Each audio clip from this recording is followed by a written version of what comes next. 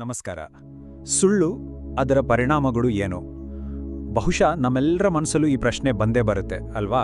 ಸರಿ, ಇವತ್ತು ನಾವು 2 ಕಥೆಗಳನ್ನು ನೋಡ್ತಾ ಈ ಪ್ರಶ್ನೆಗೆ ಉತ್ತರ ಹುಡ್ಕೋಣ. ವಿಶೇಷ ಅಂದ್ರೆ ಒಳ್ಳೆಯದಕ್ಕೆ ಅಂತ ಹೇಳೋ ಸುಳ್ಳು ಕೂಡ ಹೇಗೆ ನಮ್ಮ ಕೈಮೀರಿ ಹೋಗ್ಬೋದು ಅನ್ನೋದನ್ನ ಈ ಕಥೆಗಳು ತುಂಬಾ ಚೆನ್ನಾಗಿ ತೋರಿಸ್ತವೆ. ಈ ವೈಟ್ ಲೈ ಅಥವಾ ಒಳ್ಳೆಯದಕ್ಕೋಸ್ಕರ ಹೇಳೋ ಸುಳ್ಳು, ಇದು ನಿಜವಾಗ್ಲೂ ಸೇಫ್ ಅನ್ಸುತ್ತಾ? ನಾವು ಅದೆಷ್ಟೋ ಸಲ ಪರವಾಗಿಲ್ಲ ಬಿಡು, ಒಳ್ಳೇದಕ್ಕೆ ತಾನೇ ಹೇಳಿದ್ದು ಅಂತ ನಮ್ಮನ್ನಾವೇ ಸಮಾಧಾನ ಮಾಡ್ಕೋತೀವಿ. ಆದರೆ ಈ ಸಣ್ಣ ಸುಳ್ಳು ಅಂತ ಅನ್ಕೊಂಡಿದ್ದೇ ಮುಂದೆ ದೊಡ್ಡ ಅನಾಹುತಕ್ಕೆ ದಾರಿ ಮಾಡಿಕೊಡಬಹುದಾ? ಬನ್ನಿ ಇದರ ಬಗ್ಗೆನೇ ಮಾತಾಡೋಣ. ಹಾಗಿದ್ರೆ ನಮ್ಮ ಮೊದಲನೇ ಕೇಸ್, ಇದೊಂದು ಸ್ನೇಹದ ಕತೆ. ಇಲ್ಲೊಬ್ಬ ಸ್ನೇಹಿತ ತನ್ನ ಫ್ರೆಂಡ್ಗೆ ಹೆಲ್ಪ್ ಮಾಡಬೇಕು ಅನ್ನೋ ಒಂದೇ ಕಾರಣಕ್ಕೆ ಒಂದು ಸುಳ್ಳು ಹೇಳ್ತಾನೆ.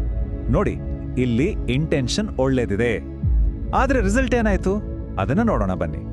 ಸರಿ, ಈ ಕಥೆಯಲ್ಲಿರೋದು ಇಬ್ರು ಫ್ರೆಂಡ್ಸ್, ಒಬ್ಬ ಗಟ್ಟು, ಇನ್ನೊಬ್ಬ ರಾಹುಲ್.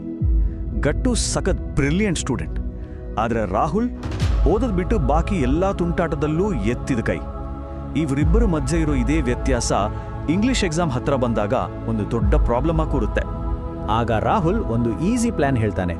ಪರವಾಗಿಲ್ಲ, ನಿನ್ನ ಪೇಪರ್ ನೋಡಿ ಕಾಪಿ ಮಾಡು, ಪಾಸ್ ಆಗ್ತೀಯಾ. ಗಂಟುಗೆ ಏನ್ ಮಾಡ್ಬೇಕು ಅಂತಾನೇ ತೋಚಲ್ಲ. ಒಂದು ಕಡೆ ತಪ್ಪು, ಇನ್ನೊಂದು ಕಡೆ ಫ್ರೆಂಡ್ಗೆ ಹೆಲ್ಪ್ ಮಾಡಬೇಕು. ಕೊನೆಗೆ ಫ್ರೆಂಡ್ಶಿಪ್ಗೋಸ್ಕರ ಆ ತಪ್ಪು ದಾರಿಯನ್ನೇ ಆಯ್ಕೆ ಮಾಡ್ಕೋತಾನೆ. ಅವರ ಪ್ಲಾನ್ ವರ್ಕ್ ಆಗುತ್ತೆ. ಮೊದಲನೇ ಎಕ್ಸಾಮ್ನಲ್ಲಿ ರಾಹುಲ್ ಆರಾಮಾಗಿ ಪಾಸ್ ಆಗ್ತಾನೆ.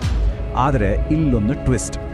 ಯಾವಾಗಲೂ ತುಂಟಾಟ ಮಾಡ್ಕೊಂಡಿದ್ದ ರಾಹುಲ್ ಇಷ್ಟು ಒಳ್ಳೆ ಮಾರ್ಕ್ಸ್ ಹೇಗೆ ತಗೊಂಡ ಅಂತ ಟೀಚರ್ಗೆ ಡೌಟ್ ಶುರುವಾಗುತ್ತೆ. ನೋಡಿ, ಇಲ್ಲೇ ಮುಂದಿನ ಸಮಸ್ಯೆಗೆ ಬೀಜ ಬಿದ್ದಿದ್ದು. ಸರಿ, ಈ ಕಥೆಯನ್ನ ಇಲ್ಲೇ ಸ್ವಲ್ಪ ಹೊತ್ತು ನಿಲ್ಲಿಸೋಣ. ಈಗ ನಮ್ಮ ಎರಡನೇ ಕೇಸ್ಗೆ ಹೋಗೋಣ. ಇದು ಇನ್ನೊಂದು ಥರದ ಸುಳ್ಳಿನ ಕಥೆ. ಅಂದರೆ ಸುಳ್ಳು ಹೇಳೋದೇ ಒಂದು ಅಭ್ಯಾಸ, ಒಂದು ಹ್ಯಾಬಿಟ್ ಆಗಿಬಿಟ್ರೆ ಏನಾಗುತ್ತೆ ಅನ್ನೋದು. ಇಲ್ಲಿರೋದು ಅಣ್ಣ ತಂಗಿ ಮನೀಶ್ ಮತ್ತು ಮೀನಾಕ್ಷಿ. ಇವರಿಬ್ಬರಿಗೆ ಸುಳ್ಳು ಹೇಳೋದಂದ್ರೆ ನೀರು ಕುಡಿದಷ್ಟೇ ಸಲೀಸು. ಮಾಡಿದ ಸಣ್ಣ ತಪ್ಪನ್ನು ಮುಚ್ಚಾಕೋಕಿರ್ಲಿ ಅಥವಾ ಸುಮ್ಮನೆ ಇರಲಿ, ಪ್ರತಿಯೊಂದಕ್ಕೂ ಅವರು ಸುಳ್ಳನ್ನೇ ಹೇಳ್ತಾರೆ. ಒಂದು ಸಣ್ಣ ಎಕ್ಸಾಂಪಲ್ ಅಂದರೆ, ಒಂದಿನ ಮನೆಯನ್ನೆಲ್ಲ ಹಾಳು ಮಾಡಿ ಆಟ ಆಡಿರ್ತಾರೆ. ಅಮ್ಮ ಬಂದು ಕೇಳಿದ್ರೆ ಇವರ ಉತ್ತರ ಏನು ಗೊತ್ತಾ? ಕಿಟಕಿಯಿಂದ ಕೋತಿಗಳು ಬಂದಿದ್ದು ಅಮ್ಮ, ಅವೇ ಇದೆಲ್ಲ ಮಾಡಿದ್ದು. ಇದು ಜಸ್ಟ್ ಒಂದು ಸ್ಯಾಂಪಲ್ ಅಷ್ಟೇ, ಅವರ ಸುಳ್ಳಿನ ಲಿಸ್ಟ್ ತುಂಬಾ ದೊಡ್ಡದಿದೆ. ಓಕೆ, ಈಗ ನಮ್ಮ ಹತ್ತಿರ 2 ಬೇರೆ ಬೇರೆ ಥರದ ಸುಳ್ಳಿನ ಕಥೆಗಳಿವೆ. ಒಂದು ಸಹಾಯ ಮಾಡೋಕೆ ಹೇಳಿದ ಸುಳ್ಳು, ಇನ್ನೊಂದು ಅಭ್ಯಾಸವಾಗಿ ಹೇಳೋ ಸುಳ್ಳು.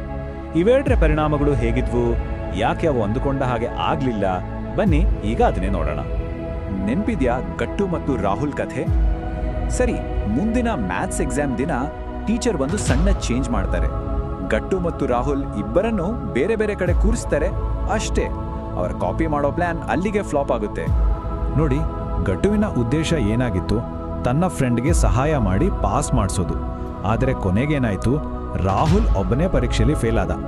ಸಹಾಯ ಮಾಡೋಕ್ ಹೋದ ಒಂದು ಸುಳ್ಳು ಕೊನೆಗೆ ಅವನ ಫ್ರೆಂಡ್ ಜೀವನಕ್ಕೆ ಮುಳುವಾಯಿತು.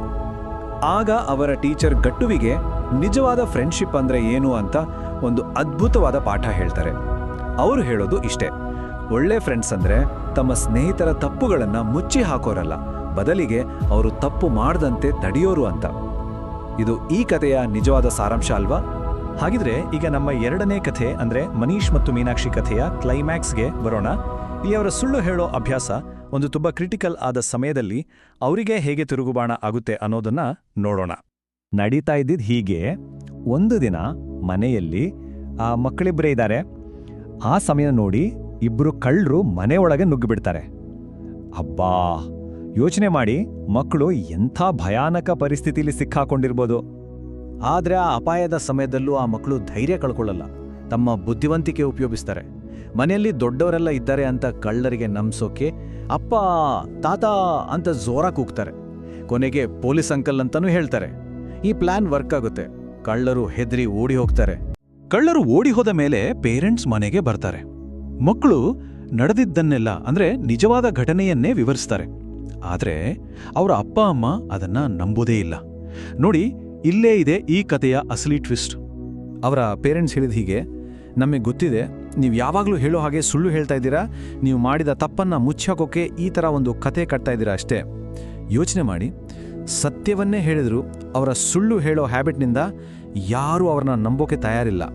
ಸರಿ, ಈಗ ಈ ಎರಡು ಕಥೆಗಳಿಂದ ನಮಗೆ ಸಿಕ್ಕೋ ಅಸಲಿ ಪಾಠವಾದರೂ ಏನು? ಎರಡೂ ಕಥೆಗಳನ್ನ ಒಟ್ಟಿಗೆ ತಂದು ನೋಡಿದ್ರೆ ಎಲ್ಲದರ ಕೇಂದ್ರದಲ್ಲಿರೋದು ಒಂದೇ ಒಂದು ಪದ, ಅದು ನಂಬಿಕೆ. ಒಮ್ಮೆ ಕಂಪೇರ್ ಮಾಡಿ ನೋಡೋಣ.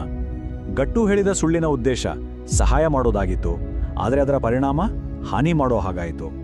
ಇನ್ನು ಮನೀಶ್ ಮೀನಾಕ್ಷಿ ಹೇಳಿದ ಸುಳ್ಳುಗಳ ಉದ್ದೇಶ ಶಿಕ್ಷೆಯಿಂದ ಪಾರಾಗೋದಾಗಿತ್ತು, ಆದರೆ ಅದರ ಪರಿಣಾಮ ಅಪನಂಬಿಕೆ. ಅಂದ್ರೆ ಕಾರಣ ಯಾವುದೇ ಇರಲಿ, ಸುಳ್ಳಿನ ರಿಸಲ್ಟ್ ಮಾತ್ರ ಯಾವಾಗಲೂ ಕೆಟ್ಟದ್ದೇ ಆಗಿರುತ್ತೆ.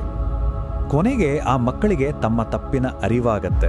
ತಾವು ಕಳೆದುಕೊಂಡಿದ್ದು ಏನನ್ನ ಅಂತ ಅವರಿಗೆ ಅರ್ಥ ಆಗತ್ತೆ. ಅದು ಕೇವಲ ಒಂದು ಮಾತಲ್ಲ, ಬದಲಿಗೆ ತಮ್ಮ ಪೋಷಕರು ತಮ್ಮ ಮೇಲಿಟ್ಟಿದ್ದ ಅಮೂಲ್ಯವಾದ ನಂಬಿಕೆ. ಸುಳ್ಳು ಹೇಳೋದರಿಂದ ಸಂಬಂಧಗಳು ಹೇಗೆ ಹಾಳಾಗುತ್ತೆ ಅನ್ನೋಕೆ ಇದಕ್ಕಿಂತ ಒಳ್ಳೆ ಉದಾಹರಣೆ ಸಿಗಲ್ಲ ಅನ್ಸುತ್ತೆ. ಮತ್ತು ನೋಡಿ, ಇದೇ ನಮ್ಮ ಇವತ್ತಿನ ಈ ವಿಶ್ಲೇಷಣೆಯ ಇಡೀ ಸಾರಾಂಶ. ಪದೇ ಪದೇ ಸುಳ್ಳು ಹೇಳಿದ ಮೇಲೆ ಒಂದು ದಿನ ನಾವು ಸತ್ಯವನ್ನೇ ಹೇಳಿದ್ರೂ ಅದನ್ನ ನಂಬೋರು ಯಾರೂ ಇರೋದಿಲ್ಲ. ನಂಬಿಕೆ ಅನ್ನೋದು ಒಂದು ಗಾಜಿನ ಥರ, ಒಮ್ಮೆ ಒಡೆದು ಹೋದ್ರೆ ಅದನ್ನ ಮತ್ತೆ ಮೊದಲನ ಹಾಗೆ ಜೋಡಿಸೋದು ಬಹುತೇಕ ಅಸಾಧ್ಯ. ಹೋಗೋ ಮುನ್ನ ಒಂದೇ ಒಂದು ಪ್ರಶ್ನೆ: ಒಂದು ಸುಳ್ಳು ಹೇಳ್ದಾಗ ಅದರ ನಿಜವಾದ ಬೆಲೆಯನ್ನು ಕಟ್ಟೋದು ಯಾರು?